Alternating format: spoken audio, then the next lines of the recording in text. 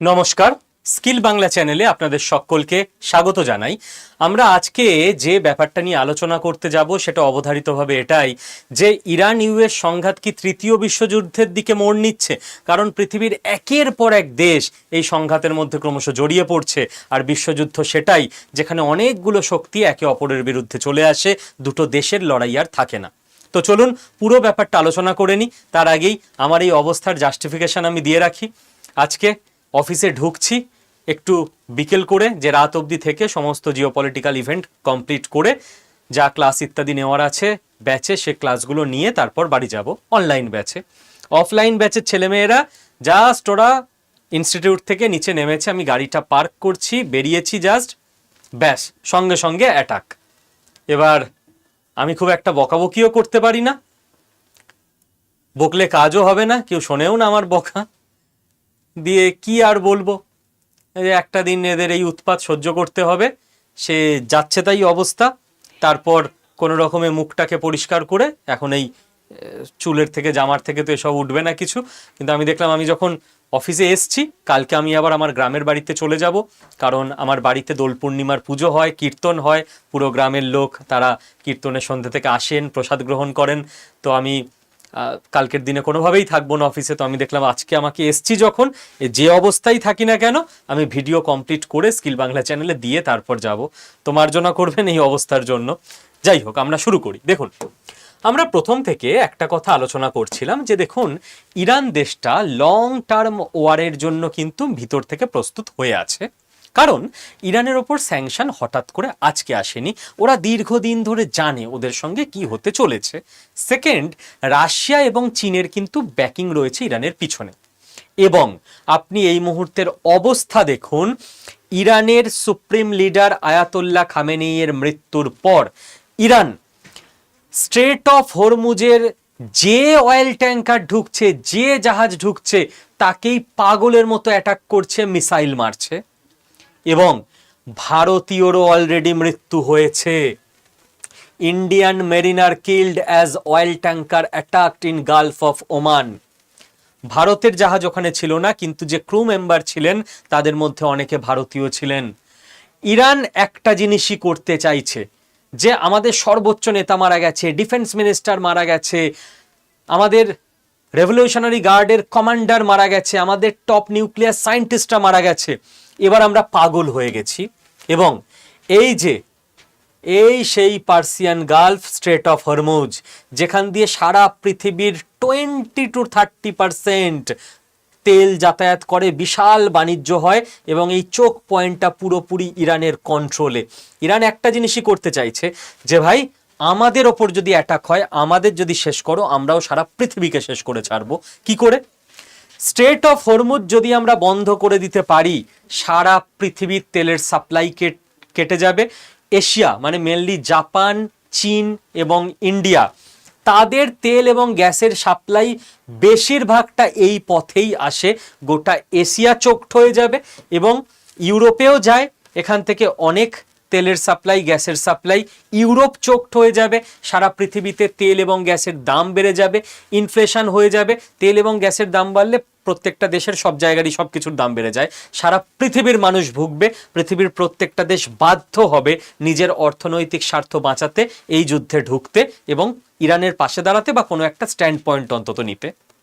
এবার এহেন অবস্থায় ইরান কি করেছে একবার বুঝুন, তাহলে বুঝতে পারবেন যে ইরানও কতটা তৈরি। ইরান থার্ড রাডার ইউএইতে ধ্বংস করে দিয়েছে। ও স্যার, একটা রাডার তো ধ্বংস করেছে? না না, এই যে রাডারটা, এটা ইউএইতে বসানো ছিল আমেরিকার রাডার, এর নাম থার্ড। 5000 কিলোমিটার রেডিয়াসে কোনো মিসাইল উড়লেই, ফায়ার হলেই রাডার ধরে নিত সেই মিসাইলটাকে। 5000 কিলোমিটার রেডিয়াসে সেই যে রাডার, সেই $1.1 বিলিয়ন খরচের রাডার, সেটাকে ধ্বংস করে দিয়েছে ইরান। ওয়েট, কি দিয়ে ধ্বংস করেছে? হাইপারসনিক মিসাইল দিয়ে, ব্যালিস্টিক মিসাইল দিয়ে? না, ধ্বংস করেছে একটা কামাকোজি ড্রোন দিয়ে, যেটার দাম মাত্র $20,000। আর ধ্বংস করেছে যেটাকে, তার দাম $1.1 বিলিয়ন। কামাকোজি ড্রোন দিয়ে থার্ড সিস্টেম উড়িয়ে দিয়েছে ইরান। এবার তো আমেরিকা আর ট্র্যাকও করতে পারবে না কোত্থেকে কোন মিসাইল আসছে। গোটা মিডল ইস্টে পাগলের মতো মিসাইল বর্ষণ করছে ইরান। ইরান কামাকোজি ড্রোন ইউজ করছে, ব্যালিস্টিক মিসাইল ইউজ করছে। এখনো মনে রাখতে হবে ইরানের হাতে ব্রহ্মাস্ত্র আছে, হাইপারসনিক মিসাইল ইরান এখনো ইউজ করতে শুরু করেনি। যদি শুরু করে এই যুদ্ধ কোন দিকে যেতে পারে ভাবুন। সারা পৃথিবীর অর্থনৈতিক সংকট তৈরি হয়ে গেছে, তো বিশ্ব ইনভলভড। বিশ্বযুদ্ধ মানে কি? যেখানে বিশ্ব ইনভলভড হবে। পুরো মিডল ইস্টের একের পর এক জায়গায় মিসাইল মারছে, আমেরিকার থার্ড রাডার সিস্টেম গুড়িয়ে দিয়েছে, গোটা মিডল ইস্ট ইনভলভ হয়ে গেছে। এবং গোটা মিডল ইস্টের থাকা মানুষজন, সেখানে অনেক ভারতীয়ও আছে, তাদের প্রাণ বিপন্ন। কোথায় কোন মিসাইল এসে পড়বে কেউ জানে না। নেক্সট এহেন অবস্থায় ডোনাল্ড ট্রাম্প কি লিখছে দেখুন। ইরানের দিক থেকে তো এই অ্যাটাক, ডোনাল্ড ট্রাম্পের দিক থেকে ডোনাল্ড ট্রাম্প কনফার্ম করছে যে আমার কাছে জাস্ট ইনফরমেশন এলো যে আমরা ইরানের 9টা নেভাল শিপকে ডুবিয়ে দিয়েছি, ডেস্ট্রয় করে দিয়েছি, এবং এর মধ্যে অনেকগুলো রিলেটিভলি লার্জ অ্যান্ড ইম্পর্টেন্ট, অত্যন্ত গুরুত্বপূর্ণ আর বড় নেভাল শিপ, নৌবাহিনীর জাহাজকে ইরানের আমেরিকা ডুবিয়ে দিয়েছে। এবং ডোনাল্ড ট্রাম্প বলছে যে they will soon be floating at the bottom of the sea, এরা ভাসবে জলে, বাট জলের ওপরে না, সমুদ্রের তলায়। মানে পুরো ডুবিয়ে ছেড়ে দেবো ইরানের নৌবাহিনীকে। আমেরিকার লক্ষ্য ক্লিয়ার, ইরানের নেভিকে পুরো বরবাদ করে দাও, ইরানের নিউক্লিয়ার প্রোগ্রামকে পুরো বরবাদ করে দাও। তো আমেরিকা পাগলের মতো ইরানের বিভিন্ন জায়গায় হিট করে যাচ্ছে। এবং ইরানের যে এয়ার ডিফেন্স সিস্টেম HQ-9, যেটা অ্যাকচুয়ালি চীন থেকে নেওয়া, সেটাও টোটালি ফেলিওর। ইরান আটকাতে পারছে না আমেরিকার অ্যাটাক। এদিকে আমেরিকার তো থার্ড সিস্টেম গুড়িয়ে গেছে, আমেরিকাও আর আটকাতে পারবে না মিডল ইস্টে ইরানের অ্যাটাক। এহেন অবস্থায় যখন টেনশন বাড়ছে, তখন যেটা বললাম মিডল ইস্ট এবার ইনভলভ হয়ে যাবে এই যুদ্ধে। এই সমস্ত দেশ, Bahrain, Jordan, Kuwait, UAE, Saudi Arab, Qatar, যে দেশগুলো প্রো আমেরিকা, ভেবে দেখুন, মুসলিম দেশ, ইসলামিক দেশ, মিডল ইস্টের দেশ, কিন্তু এরা ইরানের পাশে নেই, এরা আমেরিকার পাশে। টাকা কথা বলে, রিলিজিয়ান নয়। রিলিজিয়ান নিয়ে তো বোকা বানিয়ে রাখা হয় সাধারণ মানুষকে, বাট দেশের নেতারা ডিল করে টাকার সঙ্গে, শক্তির সঙ্গে। এরা সবাই আমেরিকার পক্ষে। যেহেতু এরা আমেরিকার পক্ষে এবং বেশিরভাগ জায়গায় আমেরিকার মিলিটারি বেস আছে, প্রত্যেকটা বেসে ইরান অ্যাটাক করছে এবং মিডল ইস্টের সার্বভৌমত্বে অ্যাটাক, এক একটা দেশের ওপর ইরানের মিসাইল এসে পড়ছে। তখন UAE সঙ্গে সঙ্গে ইরানকে ওয়ার্নিং করতে শুরু করে দেয়, রিটার্ন টু রিজন। যখন দুবাই, আবুধাবিতে অ্যাটাক হয় একের পর এক ইরানের তরফ থেকে, রিটার্ন টু রিজন, তুমি তোমার কারণে ফেরো। তোমার লড়াই ইসরায়েল আমেরিকার সঙ্গে, যদি আমাদের ওপর অ্যাটাক হয় এবার যুদ্ধে আমরা নামবো। তো গোটা মিডল ইস্ট এবার যুদ্ধে জড়াতে চলেছে, কারণ মিডল ইস্টের প্রত্যেকটা দেশের ওপরই বোম পড়ছে। এখানে মাঝখানে ঘটে গেছে আর একটা গন্ডগোলের ঘটনা। যুদ্ধ হলে এরকম মানে মিসক্যালকুলেশনও প্রচুর হবে, যুদ্ধ যত ওয়ার্সেন হতে শুরু করবে। কুয়েত আমেরিকার পক্ষের দেশ, কুয়েতের ওপর দিয়ে আমেরিকার F-15E ইগল এয়ারক্রাফট যাচ্ছিল 3খানা। কুয়েত ভেবেছে ইরানের এগুলো, দিয়ে কুয়েত 3খানাকে শটডাউন করে ধ্বংস করে দিয়েছে। F-15E স্ট্রাইক ইগল এয়ারক্রাফট, এগুলো আমেরিকার, কুয়েত ভেবেছে ইরানের, দিয়ে ফায়ার করে দিয়েছে 3টে সঙ্গে সঙ্গে শটডাউন। তো মিডল ইস্ট কনফিউজ, কার মিসাইল যাচ্ছে, কার ড্রোন যাচ্ছে, কার এয়ারক্রাফট যাচ্ছে। গোটা মধ্যপ্রাচ্যে, গোটা আরব দুনিয়ার আকাশে এখন কেবল যুদ্ধ এবং যুদ্ধ চলছে। এই যে গোটা মধ্যপ্রাচ্যের নকশা, গোটা মধ্যপ্রাচ্যে যুদ্ধ চলছে। আপনি বলবেন স্যার পাকিস্তান এবং আফগানিস্তানকে এখানে দেখালেন কেন? মানে আফগানিস্তানের তালিবানরা ড্রোন অ্যাটাক করে পাকিস্তানের নূর খান এয়ারবেস পর্যন্ত বম্বিং করে দিয়েছে। পাকিস্তান বুঝতে পারছে না ভাই কোত্থেকে কি হচ্ছে, এদিকে ইরানের সঙ্গে চলছে। তালিবান, যার এয়ারফোর্স ছিল না, ড্রোন দিয়ে উড়িয়ে দিচ্ছে পাকিস্তানকে। তো গোটা মিডল ইস্ট পুড়ছে। এবং এহেন অবস্থায় আমি বারবার বলবো, এই যে আমরা শান্তিতে আছি, ভিডিও দেখছি, আজকে খেতে পেয়েছি, বাড়িতে নিশ্চিন্তে আজকে আমরা প্রত্যেকে ঘুমাতে পারবো, আমরা না শান্তিতে আছি বলে শান্তির গুরুত্ব বুঝতে পারি না। কেউ কিছু ইজিলি পেয়ে গেলে সে সেটার গুরুত্ব বুঝতে পারে না। তাই না? বড়রা বলে না বাড়িতে যে টাকা তো ইনকাম করতে হয় না, তাই টাকার গুরুত্ব বুঝতে পারো না, যে ইনকাম করে খেটে নিয়ে আসে সে বোঝে। কিছু ইজিলি পেয়ে গেলে তার ভ্যালু আমরা করতে পারি না, কম বেশি আমাদের হিউম্যান সাইকোলজি সবারই এটা। তো আমরা ভারতীয়রা না, ভারতবর্ষের সেনাবাহিনীর জন্য সেই সিকিউরিটি, এই সুরক্ষা, এই শান্তি, এই নিশ্চয়তা এত ইজিলি পেয়ে গেছি বলে যখন অপারেশন সিঁদুরও চলে আমরা রিল্যাক্সে ঘুমাই যে আমাদের বাড়ির ওপর মিসাইল এসে পড়বে না। তাই আমরা আমাদের সেনাবাহিনীকে, আমাদের দেশের প্রতিরক্ষা দপ্তরকে, আমাদের সায়েন্টিস্টদের মাঝে মধ্যেই প্রণাম কৃতজ্ঞতা জানাতে ভুলে যাই। আমাদের প্রত্যেক দিন একবার প্রণাম জানানো উচিত মানুষ হিসেবে, ভারতীয় হিসেবে। আবুধাবি, যেখানে পৃথিবীর সব থেকে বড় লোকরা থাকে, দুবাই, সেখানে মিসাইল পড়ছে, কে বড় লোক কে গরিব উড়ে যাচ্ছে সেকেন্ডে। ইউরোপ, যাকে পৃথিবীর গোলাপ ফুলের বাগান বলে বর্ণনা করা হয়, সেই ইউরোপ আজকে ভয়ে কাঁপছে, ইরান যে কোনো মুহূর্তে ইউরোপে অ্যাটাক করতে পারে। আর মিডল ইস্টে তো মানুষের প্রাণের দামই নেই, কে বড় লোক কে গরিব ভাবছে। রাস্তায় বেরিয়েছি সকালবেলা, হয়তো বাজার করতে, জানি না ফিরে যাব নাকি মিসাইল এসে পড়বে মরে যাব। এইটা লাইভ, আর আপনি রিল্যাক্সে শান্তিতে বসে এই ভিডিওটা শুনছেন। তো একবার ভিডিওটা পজ করে কমেন্ট সেকশনে সেনাবাহিনীর প্রতি একটা কমেন্ট আমি এক্সপেক্ট করব আপনাদের থেকে, অন্তত দেশের জন্য একবার জয় হিন্দ লিখবেন। নেক্সট যে ব্যাপারটা আমাদের বোঝা দরকার সেইটা হচ্ছে এবার বাকি পৃথিবীর দেখুন অবস্থা। গামবাট, গামবাট কি এদের আমি সাদে বলি? পাকিস্তান। পাকিস্তান কি করেছে? এদের তো ন্যাশনালিজম নেই, রিলিজিয়ান দিয়ে চলে দেশ। আরে ওটা অন্য দেশ, ইরান, ইরানের সঙ্গে যা হচ্ছে হোক না, তুই বেটা সামলাতে পারবি? তোকে যদি ইউএস থাপ্পড় মারতে শুরু করে, না না না, আমি তো রিলিজিয়ান নিয়ে চলি। তো ইরানও মুসলিম, আমরাও মুসলিম। তো মুসলিম ভাইয়েরা পাকিস্তান থেকে কি করেছে, পাকিস্তানে যে আমেরিকান এম্বাসি ছিল ওখানে গেছে, গিয়ে আন্দোলন করেছে। আমেরিকান এম্বাসির ভেতরের কমান্ডোরা রেডি, কর আন্দোলন, ধর্ণা দিয়েছে, কর ধর্ণা, ডেমোক্রেটিক দেশ আমেরিকা, কোনো ব্যাপার নেই। এবার আমেরিকান এম্বাসির কাঁচ ভাঙতে শুরু করেছে এবং জানলায় আগুন দিয়েছে।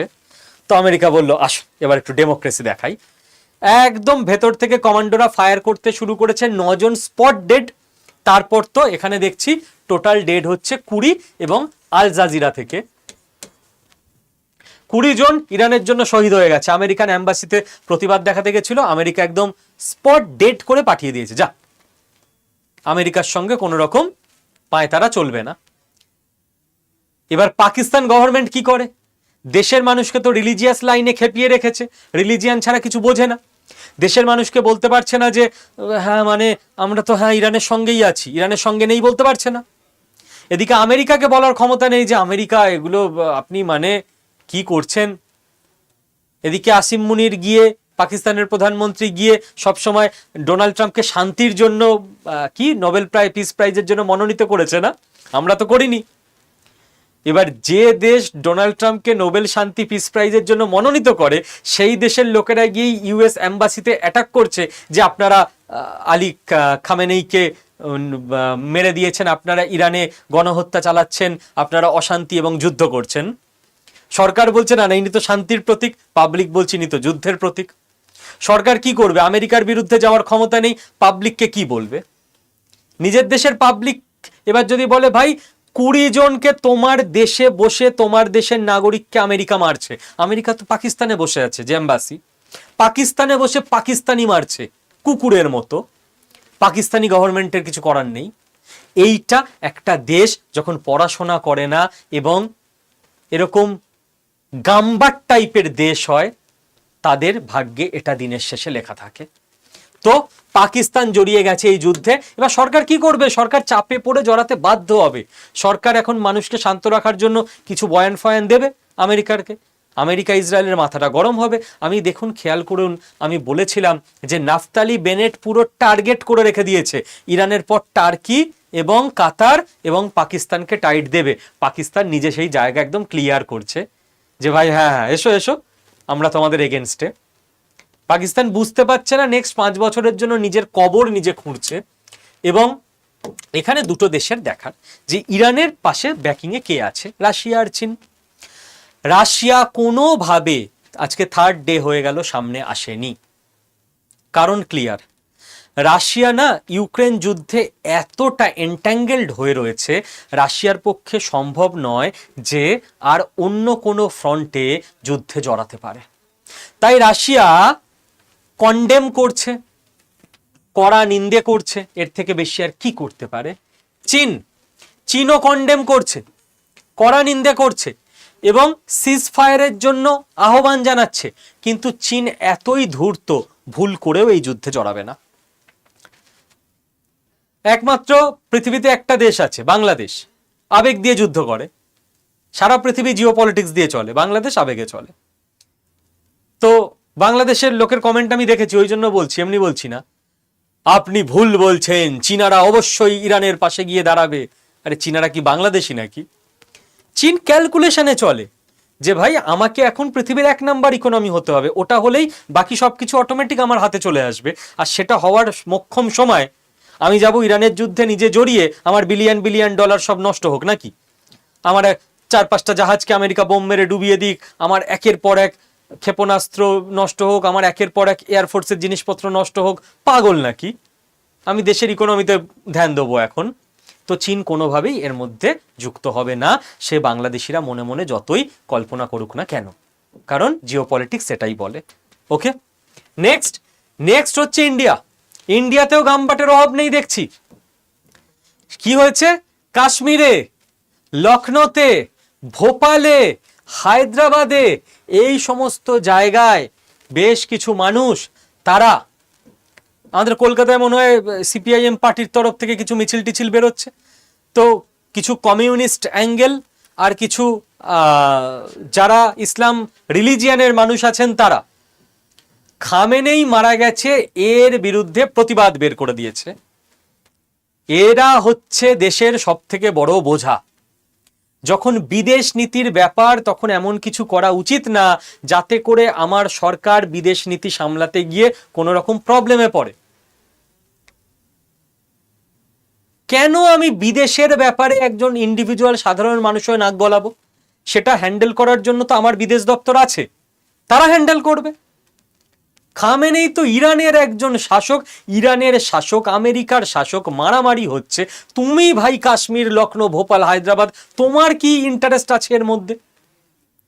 এদের কিভাবে যে কারা ব্রেন ওয়াশ করে, ব্রেনে যে কিছুই নেই এবং দেশের জন্য বড় বড় বিপদেরা তৈরি করছে। কোনো দরকার আছে এই সমস্ত ইন্টারনেটের যুগে সারা পৃথিবীতে ছড়াবে এইগুলো? এইটা নিয়েই ইন্ডিয়াকে পরবর্তীকালে ইউএনএ চাপ দেওয়া হবে যে আচ্ছা, আমরা তো খামেনেইকে যখন মেরেছিলাম তোমার দেশের লোকরা খুব প্রোটেস্ট করছিল, ইন্ডিয়ার ইমেজ খারাপ হবে। না স্যার, ইন্ডিয়ার ইমেজ খারাপ হবে কেন বলছেন? ইন্ডিয়ার কি উচিত ছিল না খামেনেইর মৃত্যুতে ইন্ডিয়ার সরকারের তরফ থেকে প্রতিবাদ জানানো, একটা শোক প্রকাশ অন্তত করলো না? বেশ করেছে, কারণ ইন্ডিয়ান সরকার ইন্ডিয়ার ন্যাশনাল ইন্টারেস্ট নিয়ে চলে। কে খামেনেই যে ইন্ডিয়ান সরকার শোক প্রকাশ করবে? আমি দেখাচ্ছি কে খামেনেই, যদি আপনার মনে না থাকে। খামেনেই হচ্ছে সেই লোকটা যে প্রফেট মোহাম্মদের জন্মদিন উপলক্ষে এক্স প্ল্যাটফর্মে, মানে পূর্বতন টুইটারে লিখেছিল যে মায়ানমার, গাজা, ইন্ডিয়া এবং অন্য যে সমস্ত জায়গায় মুসলিমদের ওপর অত্যাচার হচ্ছে সেগুলো বন্ধ হওয়া উচিত। যখন ইরানের সুপ্রিম লিডার এটা লেখে, তখন সারা পৃথিবীতে ইন্ডিয়ার ইমেজ খারাপ হয়। ইন্ডিয়াতে কোন মুসলিমের ওপর কোন অত্যাচার হয়েছে? ধর্মনিরপেক্ষ দেশ এটা, এখানে প্রত্যেক মানুষের ইকুয়াল রাইট, বরং মাইনরিটিদের তো কিছু ক্ষেত্রে বেশি রাইট দেওয়া আছে। পাকিস্তান মাঝে মধ্যে জ্ঞান দিতে আসে, যে দেশে হিন্দুদের সংখ্যা 25% থেকে 1% হয়ে গেছে। খুব সহজ একটা হিসেব, কোন দেশে কোনো অংশের ওপর, রিলিজিয়াস মাইনরিটি, অন্য কোনো ক্ষেত্রে এথনিক মাইনরিটি, ল্যাঙ্গুয়েজ মাইনরিটি, যে কোনো ক্ষেত্রে মাইনরিটি, মেজরিটি, যা ইচ্ছা, কোনো অংশের ওপর যদি অত্যাচার হয়, আপনি অত্যাচারিত হলে আপনি কি করবেন? পালিয়ে যাবেন। তার মানে সেই দেশে সেই অংশের সংখ্যা কমবে। Clear math.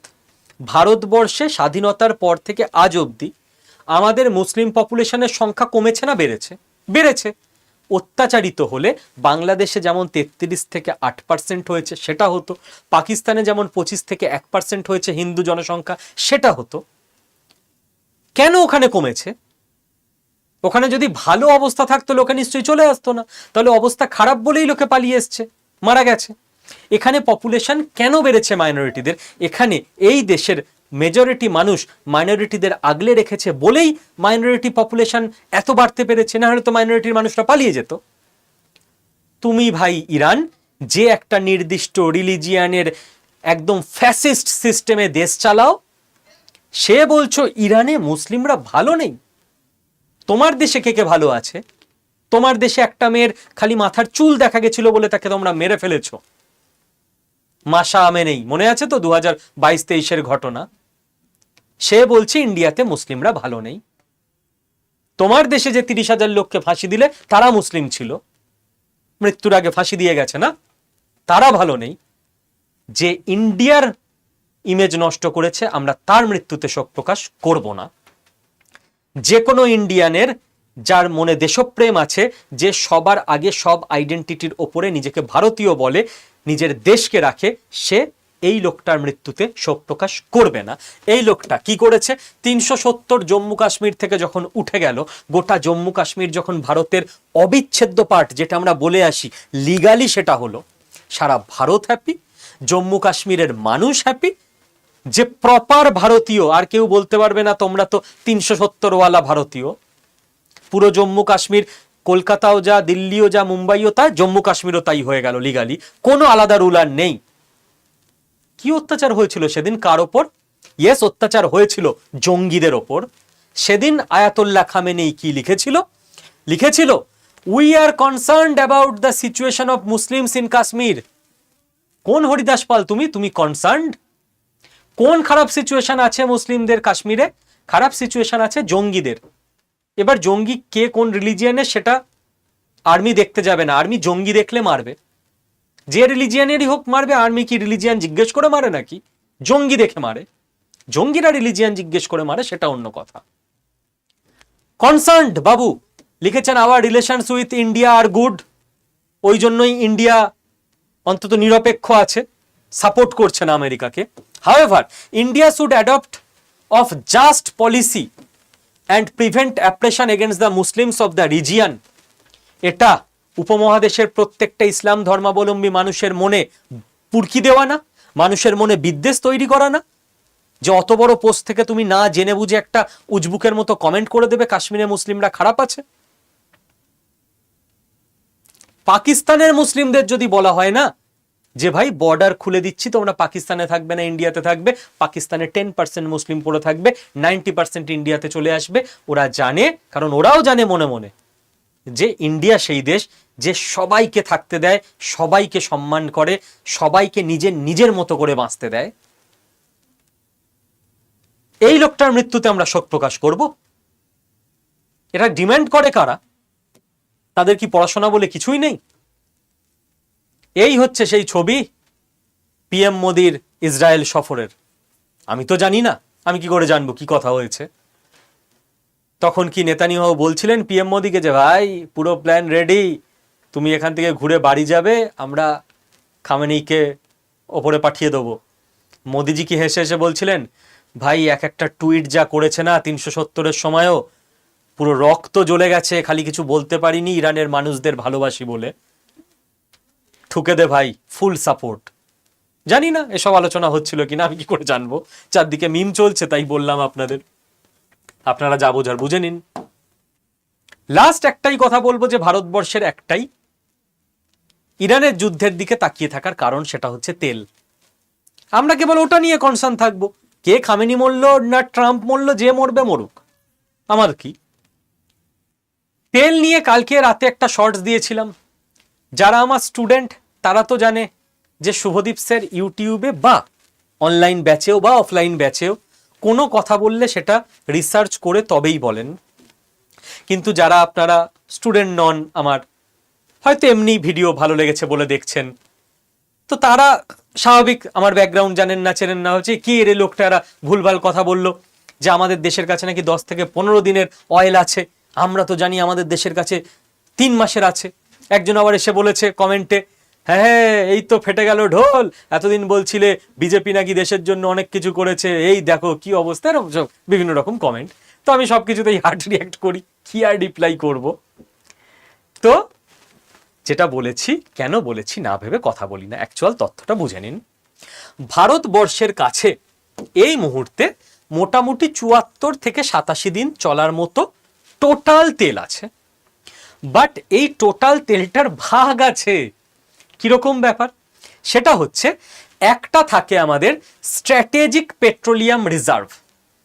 ঠিক, এই যে স্ট্র্যাটেজিক পেট্রোলিয়াম রিজার্ভ, এই স্ট্র্যাটেজিক পেট্রোলিয়াম রিজার্ভটা আমরা রেখে দিই ৯-১০ দিন চলার মতো।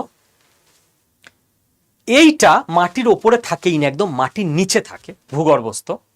এবং ইন্ডিয়া লাস্ট কিছু বছরে প্রচুর নিজের ক্যাপাসিটি বাড়িয়েছে স্ট্র্যাটেজিক পেট্রোলিয়াম রিজার্ভের, যে পৃথিবী যদি টালমাটাল হয়ে যায়, অবস্থা খুব খারাপ, তখনই আমরা এটা বের করব, নইলে আমরা এটা বের করব না। তো কি অবস্থা হয়েছে? কোনো অবস্থা হয়নি, রিল্যাক্স, চিল করুন। ভারতবর্ষকে যারা নেতৃত্ব দিচ্ছে তারা সামলে নিচ্ছে সব। ডক্টর এস জয়শঙ্কর আছে, এনএসএ অজিত দোভাল স্যার আছে। তো এসবে আমরা হাত দেওয়ার কথা ভাবছিই না।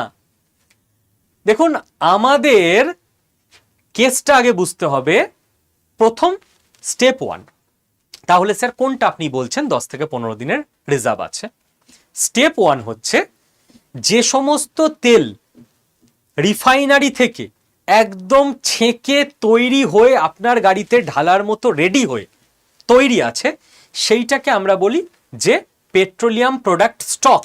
এটা আছে আমাদের দেশে মোটামুটি 7 থেকে 10 দিন চলার মতো, একদম রেডি, যে মুহূর্তে বলবেন দিয়ে দেওয়া হবে। ঠিক আছে, নেক্সট আমাদের যেটা থাকে সেইটা হচ্ছে এই যে আমাদের রিফাইনারিগুলো আছে যেখানে তেল শোধন করা হয়, তৈল শোধনাগার, এদের কাছে ক্রুড অয়েল জমা থাকে, যেটাকে হিন্দিতে বলে কাচ্চা তেল, খনিজ তেল।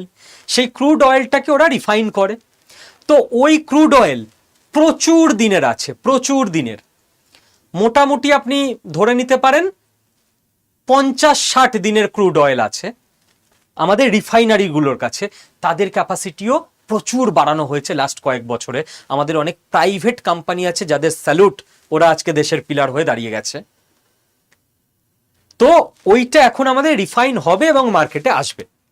এবার তার আগে স্টেজে চলে যান, সেইটা হচ্ছে যেটাকে আমরা বলি যে ক্রুড অয়েল ইনভেন্টারিজ। ক্রুড অয়েল যেগুলো আমাদের দেশে, মানে আমরা টাকা দিয়ে দিয়েছি বিদেশ থেকে, আসছে বা এসে গেছে, রয়েছে, এখনো পর্যন্ত রিফাইনারিতে পৌঁছায়নি। ঠিক সেই রকম আমাদের কাছে রয়েছে 10 থেকে 15 দিনের। ওকে, এইগুলো কোথায় আছে? ট্যাঙ্কে এবং ট্রানজিটে, মানে রাস্তায় আছে বা ট্যাঙ্কারে আছে, এখনো রিফাইনারির কাছে পৌঁছায়নি। এইবার এইটা হচ্ছে ওই লাস্ট চেনটা। এইবার আমরা যদি নতুন করে এখনই কোনো ট্যাঙ্কার বা ট্রানজিট অর্ডার না দিই, যেগুলো এই আজ কিছু ঢুকবে কাল কিছু ঢুকবে, এইভাবে 15 দিনে বাকি যে মালগুলো রাস্তায় আছে ঢুকে যাবে। যদি এখন তো হরমুজ স্ট্রেট বন্ধ, এখন তো ওই দিক থেকে আমরা কিছু অর্ডার দিতে পারবো না। তাহলে ঠিক 16 নম্বর দিনে যখন লাস্ট ট্যাঙ্কারটাও এসে গেছে, ট্যাঙ্কার ওখান থেকে স্টকে আসবে, স্টক থেকে শোধন হবে। এবার আমাদের চেনের তো একটা জায়গা কেটে গেল। এবার যদি আমরা অর্ডার দিই, যেহেতু রাশিয়া থেকে আসতে 25 থেকে 30 দিন লাগে, আমাদের নেক্সট শিপমেন্টটা আসবে 30 দিন পর। মাঝখানে 30 দিনের একটা গ্যাপ।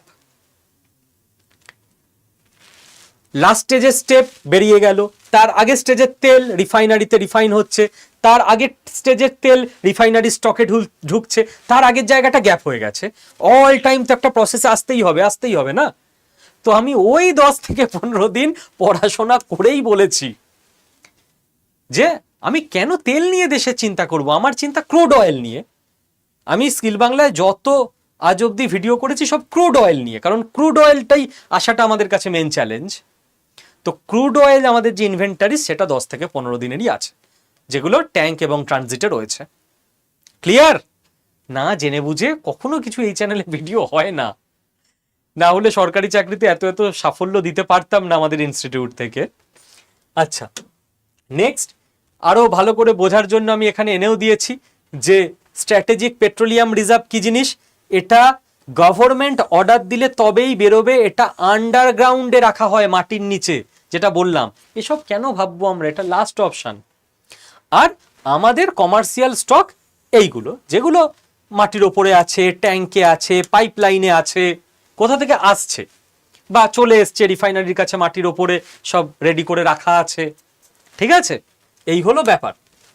তো আশা করি এটা বোঝা গেল। লাস্ট আমি 4-5টা পয়েন্ট এটাই বলবো। দেখুন, আপনাদের অনেকের কমেন্ট দেখে সোশ্যাল মিডিয়ায় বা ইউটিউবে আমাদের চ্যানেলে একটা কথা আমি বুঝতে পারি, আপনাদের অনেকের মনে না কোনো নির্দিষ্ট পার্টি বিরোধিতা আছে। তো পার্টি বিরোধিতা করতে গিয়ে আপনারা দেশের ক্ষতি কেন চেয়ে ফেলছেন? সাইকোলজিটা আমি বুঝিয়ে বলছি। আমি কথার কথা, আমি কোনো পার্টির নাম নিয়েই বলছি, আমি বিজেপি পার্টির বিরোধী। তো বিজেপি খারাপ এটা আমায় প্রমাণ করতে হবে। তো বিজেপি ভালো না এটা প্রমাণ করার জন্য 100টা পয়েন্ট আছে। আমি এখন টানা 10টা 20টা 25টা লিস্ট দিয়ে যাব। আমি তো প্রত্যেকটা অল্টারনেটিভ ভিডিওতে সুযোগ পেলেই বলি যে ইন্ডিয়ার এডুকেশন সিস্টেম আর্মির হাতে তুলে দেওয়া উচিত, কেন দিচ্ছে না সরকার? আমি তো সুযোগ পেলেই বলি যে অ্যান্টি করাপশন ডিপার্টমেন্ট তৈরি করতে হবে। রাস্তায় দাঁড়িয়ে লোকজন ঘুষ নিচ্ছে, সবাই দেখতে পাচ্ছে, সোশ্যাল মিডিয়ায় ছেয়ে যাচ্ছে, আর সরকার অ্যারেস্ট করতে পারছে না। যেগুলো সত্যি ভুল, যেগুলো খারাপ, সেগুলো নিয়ে বলুন না। কিন্তু সাইকোলজি অনেকের এরকম হয়ে যাচ্ছে, কিছু একটা দেশের ফল্ট বের করতে হবে, দেশের ফল্টটাকে প্রচার করব এবং বলবো এই দেখো এই পার্টি খারাপ, দেখেছো প্রমাণ হয়ে গেল আমার কথা। মানে পারলে নিজের কথা প্রমাণ করার জন্য, অমুক পার্টিকে খারাপ করার জন্য পারলে নিজেই দেশের ক্ষতি করে দেয়। ওই দেখো দেশের ক্ষতিই তো হয়েছে, তার মানে অমুক পার্টি খারাপ। কি চান আপনি? দেশের ভালোতে আপনার গর্ব হয় না? ডাক্তার দেখান, কদিন পর পাগল হয়ে যাবেন তো। এবার তাহলে কেউ ধরুন মনে মনে আমি কংগ্রেস পার্টি বিরোধী, তাহলে আমি একবারও বলবো না যে 1971 সালে ইন্দিরা গান্ধী অসাধারণ লিডারশিপে পাকিস্তানকে দুটুকরো করে দিয়েছে, ইন্দিরা গান্ধীর ফল্ট? আবার 100টা আমি বলবো, এমার্জেন্সি লাগিয়েছিল ইত্যাদি ইত্যাদি। বাট যেটা ভালো কাজ করেছে আমি বলবো না? আমার দেশ যুদ্ধে জিতেছে আমি গর্ব করব না? না আমি বলবো হ্যাঁ কংগ্রেস বাজে কাজ করেছে, ভারতকে যুদ্ধে জিতিয়ে দিল, কেন একদম ঠিক হয়নি? এ কি পার্টি বিরোধী মানে দেশ বিরোধী হয়ে যাব? ধরুন আমি সিপিএম পার্টি বিরোধী, কেরল সিপিআইএম এর রাজত্ব, দেশের প্রথম রাজ্য যারা অতি দরিদ্র, প্রত্যেকটা রাজ্যের একটা সেগমেন্ট থাকে, সেই সেগমেন্ট থেকে বেরিয়ে গেছে, ওই রাজ্যে অতি দরিদ্র ক্যাটাগরিতে আর কেউ নেই। আমার গর্ব হবে না এটা যে আমার দেশের একটা অংশ পেরে গেছে? নাকি আমি চাইবো ওখানে সিপিএম এর রাজ্য, ওটা খুব খারাপ হোক, সবাই খারাপ থাকুক, আমি চারদিকে বলবো দেখলে প্রমাণ হয়ে গেল সিপিএম খারাপ? মানে আমি আমার দেশের খারাপ চাইবো? এ কেমন মানসিকতা আপনাদেরও কয়েকজনের? এ তো অসুস্থ মানসিকতা। ডাক্তার দেখান, সত্যি কথা বলছি, কয়েকদিন পর পাগল হয়ে যাবেন না হলে। সেকেন্ড, আমি বিভিন্ন জায়গায় দেখি ইন্ডিভিজুয়াল বিরোধিতা। আমি রাহুল গান্ধীকে পছন্দ করি না, তো রাহুল গান্ধী যা বলেনি ওনার মুখে বসিয়ে চারদিকে সোশ্যাল মিডিয়ায় স্প্রেড করছি। এ কেমন অসভ্যতা? আমি রিসেন্ট উদাহরণ দিচ্ছি, ধরুন মোদি বিরোধিতা, আমি মোদি বিরোধী। এবার আমি কি করছি? আমি বলছি ওই তো মোদিজি গিয়ে বললো ইসরায়েল ফাদারল্যান্ড, ইন্ডিয়া মাদারল্যান্ড। আরে গামবাট, নিজেকে কেন মূর্খ প্রমাণ করছো ভাই? একবার গুগল করে দেখো না মোদিজি কি বলেছে ওখানে। যারা ভারতীয় ইহুদি, সেই কমিউনিটির সম্পর্কে মোদিজি ওখানে বলেছে যে এই মানুষদের কাছে ইসরায়েল ফাদারল্যান্ড আর ভারত মাদারল্যান্ড। যেহেতু ইহুদি মাত্রই ইসরায়েলের নাগরিক হয়, তো এই ইসরায়েলেরও সন্তান, ভারতেরও সন্তান, তাদের জন্য বলেছে। ওই অংশটুকু কেটে ওই ইসরায়েল ফাদারল্যান্ড, ইন্ডিয়া মাদারল্যান্ড, ওইটুকু অংশ চারদিকে স্প্রেড করব আমি। এই দেখো বলেছিলাম না মোদিজি খারাপ লোক, কি সব বলে আসছে, আমাদের কি ফাদারল্যান্ড ইসরায়েল বলো? আরে তো নিজেকে কোনো ভদ্র শিক্ষিত লোক এটা আপনি শেয়ার করেছেন দেখলেই বলবে হ্যাঁ অশিক্ষিত, পড়াশোনা জানে না। মানে সে তো শিক্ষিত, সে তো গুগল করবে, সঙ্গে সঙ্গে চলে আসবে। ইন্ডিভিজুয়াল বিরোধিতা থাকতে পারে, এসব কেন করছেন? একজন আমার দেশের প্রধানমন্ত্রী, আরেকজন আমার দেশের এলওপি, লিডার অফ অপোজিশন, তাদের মেলাইন করা মানে আমার দেশের ইমেজকে নষ্ট করা। আপনি পয়েন্টে আর্গু করুন, বিরোধিতা করুন, ভালো কাজ করুন না। স্যার কি ভালো কাজ করব? আপনার দায়িত্ব নেই? এই যে তেল নিয়ে এত সমস্যায় পড়ে ইন্ডিয়া, কোনো স্ট্রং স্ট্যান্ড পয়েন্টই নিতে পারে না যে আমার দেশের 150 কোটি লোকের তো তেলের যোগান চাই। তো আপনি কি করেছেন এটা সলভ করতে? আমি স্যার কি করব, আমি কি এস জয়শঙ্কর নাকি? আচ্ছা, তো সরকার যখন বারবার বলেছে সোলার লাগান, সোলার লাগান, ভারতবর্ষকে আত্মনির্ভর করুন, না হলে মিডল ইস্টের ওপর আমাদের তেলের নির্ভরতা থেকে যাবে, আপনি সোলার লাগিয়েছেন? ও না স্যার, কিন্তু আপনার যদি খরচ করার ক্ষমতা থাকে সোলারটা, ৭৮,০০০ টাকা তো সরকার ভর্তুকিও দিচ্ছে, লাগাননি কেন? না আমি দেশের ভালো কাজে স্যার আসবো না, বাকিরা করুক, আমি তো খালি সমালোচনা করব। যাদের আপনাদের ক্ষমতা নেই আর্থিক, তাদের কথা বাদ দিন, মানে ৭৮,০০০ টাকা ভর্তুকির পরও তো নিজেকে পকেট থেকে কিছু দিতে হবে, বা সবার ছাদে সেই জায়গা নেই, সবার জন্য তো নয়, কোনো ব্যাপার না। আপনি ইভি কিনেছেন, আপনার যদি এটা সম্ভব না হয় যে আমার স্কুটিতে ডেলি তেল লাগছে, এর জন্য তো ভারতকে মাথা নিচু করে থাকতে হচ্ছে মিডল ইস্টের কাছে, ওরা তেল বন্ধ করে দিলেই তো আমরা চাপে পড়ে যাবো। না স্যার আমি স্যার ইভি কিনছি না, কেন? তো সবকিছু মোদিজি আর রাহুল গান্ধী ভালো করে দেবে, আপনার কোনো দায়িত্ব নেই, আপনি খালি ওদের ভুল ধরবেন আর মেলাইন করার জন্য ফেক ইনফরমেশন ছড়াবেন। ও স্যার আমার অত টাকা আছে ইভি কেনার, আচ্ছা আপনার ইভি কেনার টাকা নেই, আচ্ছা আপনার একটা ইন্ডাকশন কেনার টাকা আছে, কত ২-২,৫০০ টাকা হবে, আমার এক্সাক্ট আইডিয়া নেই, আমি একটা গিফট পেয়েছিলাম ওর অনুষ্ঠানে, ওটা দিয়েই চলে, ওটা আছে তো টাকা, পশ্চিমবঙ্গের রাজ্যে তো ২ মাসের ভাতার টাকা জমালেও হয়ে যায়, তা আপনি ইন্ডাকশনে রান্না করাটা বাড়িয়েছেন। আমি কিন্তু জানি স্কিল বাংলার দর্শকরা করে, স্কিল বাংলার দর্শকরা করেই, কারণ আমাদের মধ্যে একটা দেশপ্রেম আছে বলে, দেশের ভালো চাই বলে আমরা এই প্ল্যাটফর্মে একসঙ্গে জুড়ে থাকি। হ্যাঁ, দেশের ভুলগুলোকেও আইডেন্টিফাই করব, লজিক্যাল ফল্ট, আমি যেরকম সবসময় বলি আর্মির হাতে এডুকেশন দেওয়া উচিত, করাপশন ফ্রি করার জন্য কাজ করে যাওয়া উচিত, আমি কোশ্চেন তুলেই যাব, যে গভর্নমেন্টই থাকুক না কেন। কিন্তু আমি তো মানুষকে উৎসাহ দেব, ইন্ডাকশন ব্যবহার করুন বেশি করে, ন্যাচারাল গ্যাসের ডিমান্ড মানে অন্য দেশের প্রতি আমাদের নির্ভরতা কমবে, এবং স্কিল বাংলার দর্শকরা করেও। স্কিল বাংলার দর্শকরা পাশের বাড়িতে কোনো অনুষ্ঠান থাকলে যদি ওই বাজেট থাকে গিফট দেওয়ার, তো ইন্ডাকশনই দেবেন, বাড়িতে বাকিদের উৎসাহও দেবেন।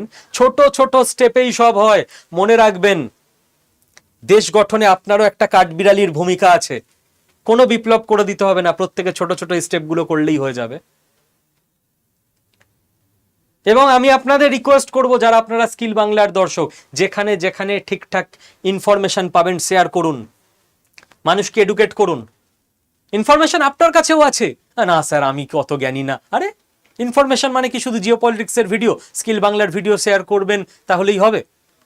আপনি কোনো ভালো ডাক্তারের খোঁজ পেয়েছেন, ডাক্তার দেখিয়ে আপনি সুস্থ হয়েছেন, আরে লিখুন না পজিটিভ কথাটা ফেসবুকে, আরে বলুন না গেট টুগেদারে পাড়ার ক্লাবে, যদি আরো 5 জনের উপকার হয়, আরো 5 জন যদি ওনাকে দেখিয়ে সুস্থ হয়, যেখান থেকে পারবেন যা পজিটিভ ইনফরমেশন আপনার কাছে আছে পাঠান মানুষের কাছে, ছোট ছোট স্টেপেই হবে, রাইট? আর আমি কি করতে পারি? আমি টিচার হিসেবে আমার দায়িত্ব পালন করে যাব। আমি স্কিল বাংলার সেই সমস্ত লার্নার যারা আমাদের স্টক মার্কেটের কোর্সে ভর্তি হয়েছে, এবং যদি ভর্তি হয়ে মনে হয়ে থাকে যে এটা ভারতবর্ষের শ্রেষ্ঠ স্টক মার্কেটের কোর্স, ভারতবর্ষের শ্রেষ্ঠ স্টক মার্কেটের কোর্স, তাহলে এই ইনফরমেশনটাও বাকিদের মধ্যে শেয়ার করবেন যে ভাই স্কিল বাংলায় পড়ি, ভারতবর্ষের শ্রেষ্ঠ স্টক মার্কেট কোর্স, আমার লাভ হয়েছে, তুইও পড়। যদি অন্য জায়গার কোনো ভালো কিছু পান অন্য ইনস্টিটিউটের, সেটাও শেয়ার করবেন, ওকে? আর নতুনদের বলে রাখি, যারা স্টক মার্কেট কোর্সে ভর্তি হতে চাইছেন রিভিউ দেখে নিয়ে, ভারতবর্ষের বেস্ট কোর্স হলে তবে, তারা এক্ষুনি এই নাম্বারে আমার টিমকে কল করুন, 9650 634247। কি বললাম? 9650 634247। আমার টিমকে কল করে বলুন যে আমি স্টক মার্কেট কোর্সে ভর্তি হতে চাই, আপনাকে সমস্ত ডিটেলস ওরা দিয়ে দেবে।